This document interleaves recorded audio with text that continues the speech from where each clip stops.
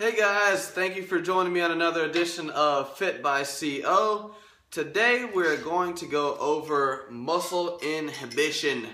So ultimately inhibiting overactive muscles through neuromuscular stretching or foam rolling or using some kind of deep tissue roller to get rid of the adhesions that happen in the fascia membrane that ultimately surrounds our connective muscle tissue. When that fascia gets tight and gets a lot of adhesions in it, that inhibits our muscle from fully lengthening. So it's going to cause the muscle to be constantly shortened, and you'll notice this in the muscles that are affected in the previous videos when we talked about our upper cross syndrome or rounded shoulders. When you have tight shoulders, you have tight pec muscles. The tightness leading from as a cause of the adhesions in your fascia tissue is going to inhibit the lengthening of your tight muscles, and this is also common in your hip flexor muscles and your lower back when you have that forward pelvic tilt, that anterior pelvic tilt, and then also a result from your knees caving inwards from having pronated feet or plantar fasciitis, which could lead to tight adductor muscles or inner thighs, and you could also lead to tight IT bands. Now, I'll be showing you guys how to use conventional items you could find around your house. I don't have a foam roller with me today, but I'm going to show you some things that we can use to roll out those tight areas that we may have lying around the house. Now today I have, this is from my golf bag. This is just a steel pipe, little metal pipe here. You can use a baseball bat, you could use a flashlight, anything that you can apply pressure to tight areas, you'll be able to use it, and as long as it's a smooth, round surface, doesn't cause too much pain.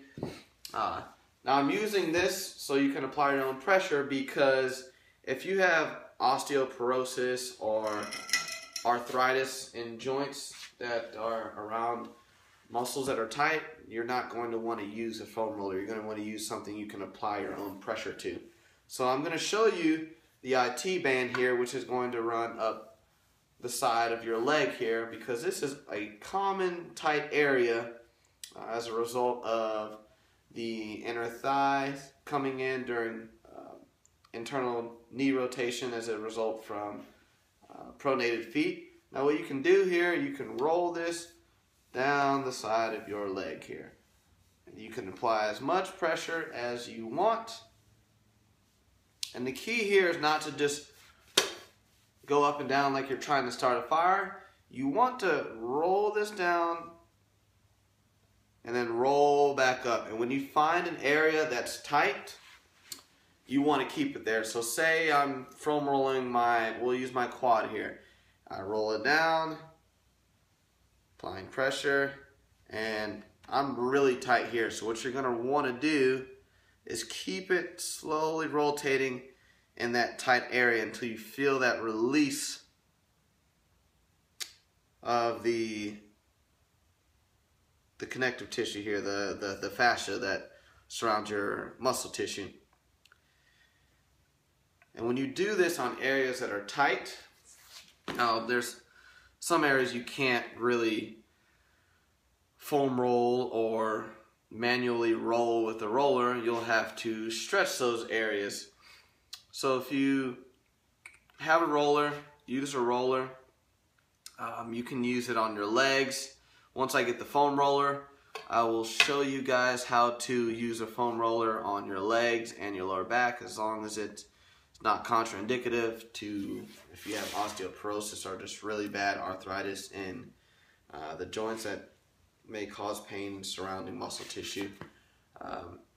Hope you enjoyed. If you have any questions on muscle inhibition using a roller like this, you can use a bat, anything where you can use leverage and apply pressure to roll out those tight areas is going to be beneficial. Now you want to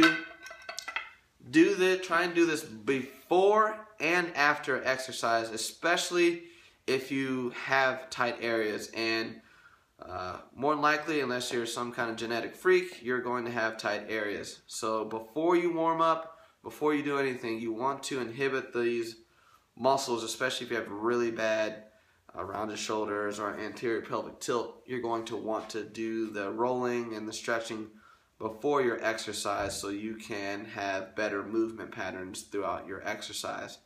And you ideally want to do this before you warm up, because if you warm up and you're just not walking correctly because you have pronated feet or you have an over excessively arched back, then you're just further enhancing those faulty movement patterns, and you're just continuing to move on those malalignments of your body. So you're going to want to make sure you foam roll and then you stretch first.